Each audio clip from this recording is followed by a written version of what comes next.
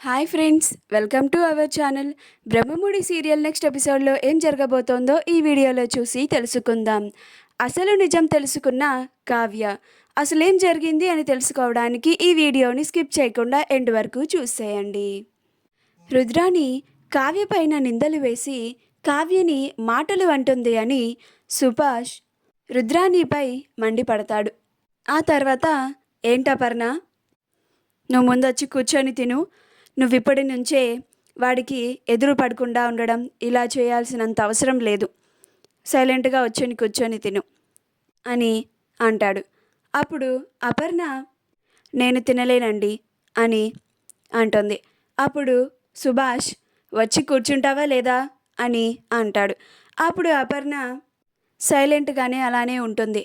అప్పుడు ఇందిరాదేవి అపర్ణ కూర్చో, రాజ్ నీ కన్న కొడుకు, నువ్వు మరీ వాడి మీద అంత అహంకారం కోపం చూపించాల్సినంత అవసరం లేదు అని అంటుంది. ఇంకా అప్పుడు అపర్ణ కూర్చొని బలవంతంగా తింటూ ఉంటుంది. కావ్య అందరికీ వడ్డిస్తూ ఉంటుంది. రాజ్ భోజనం చేసిన తర్వాత బయటికి వెళ్ళి పెరట్లో నుంచొని ఆలోచిస్తూ ఉంటాడు. కావ్య తన బెడ్రూమ్కి వెళ్ళగానే అప్పుకి కాల్ చేసి హలో అప్పు అని అంటుంది. అప్పుడు అప్పు కాల్ లిఫ్ట్ చేసి చెప్పక్క అని అంటుంది. అప్పుడు కావ్య ఫుటేజ్ రెడీ అయిందా అని అంటుంది. అప్పుడు అప్పు మన కిట్టు గారిని సావకొట్టి ఫుటేజ్ని సంపాదించానక్క, నీకు మెయిల్లో సెండ్ చేశాను, డౌన్లోడ్ చేసుకొని చూడు అని చెప్తుంది. అప్పుడు కావ్య అలాగే అప్పు, ఇప్పుడే చూస్తాను అని కాల్ని కట్ చేస్తుంది. ఆ తర్వాత ల్యాప్టాప్ ఓపెన్ చేసి ఆ వీడియోస్ అన్నిటినీ డౌన్లోడ్ చేసి లైన్గా కావ్య చూస్తూ ఉంటుంది. అవి చూస్తూ కావ్య ఆశ్చర్యపోతుంది. ఆ ఫుటేజ్లో మాయ ఆఫీస్కి వస్తుంది. రాగానే రాజ్ క్యాబిన్లోకి వెళ్తుంది. మాయ రాజ్ క్యాబిన్కి రాగానే రాజ్ ఆశ్చర్యపోయి ఎవరమ్మా నువ్వు అని అడుగుతాడు.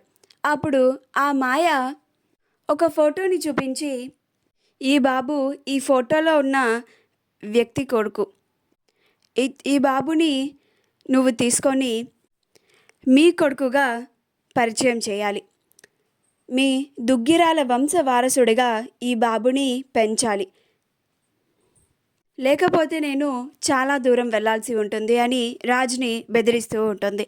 అదంతా కావ్య ల్యాప్టాప్లో చూస్తూ ఆశ్చర్యపోతూ ఉంటుంది. అది చూసిన తర్వాత అంటే ఆ బాబు ఆయన కొడుకు కాదా అన్న నిజాన్ని కావ్య తెలుసుకుంటుంది. ఆ తర్వాత అసలు ఆ మాయ ఆయన ఆఫీస్కి ఎందుకు వచ్చింది, ఆయన్ని ఎందుకని ఇలా బెదిరించింది, ఎందుకని ఆ బాబుని దుగ్గిరాల వంశ వారసుడిగా ప్రకటించమని దుగ్గిరాల వంశ వారసుడిగా పెంచమని చెప్పింది, ఎందుకో దీని వెనక ఏదో పెద్ద కారణమే ఉందని అనిపిస్తుంది, ఇది ఎలాగైనా తెలుసుకోవాలి అని అనుకుంటూ ఉంటుంది. అప్పుడు కావ్య తన రూమ్లోంచి బాల్కనీలోకి వస్తుంది. బాల్కనీలోకి వచ్చి చూస్తే కింద రాజ్ కనిపిస్తాడు. చాలా దిగాలుగా ఆలోచిస్తూ ఉంటాడు. అది చూసి కావ్య ఆయన ఏదో నిజాన్ని దాచిపెట్టి ఇదంతా భరిస్తున్నారు, అసలు ఇంత చేయాల్సిన అవసరం ఏం వచ్చింది అని అనుకుంటూ ఉంటుంది. అసలు ఆ బాబుని ఇంటికి ఎందుకు తీసుకొచ్చారు, ఆయన్ని ఆ మాయ ఎందుకని అలా బెదిరించింది, దీని వెనుక ఉన్న నిజాన్ని ఎలాగైనా తెలుసుకుంటాను అని అనుకుంటూ ఉంటుంది. మా వీడియో కనుక మీకు నచ్చినట్లయితే లైక్ చేయండి, షేర్ చేయండి, మా ఛానల్ని సబ్స్క్రైబ్ చేసుకోండి, పక్కనే ఉన్న బెల్ ఐకాన్ని క్లిక్ చేయడం మాత్రం మర్చిపోకండి.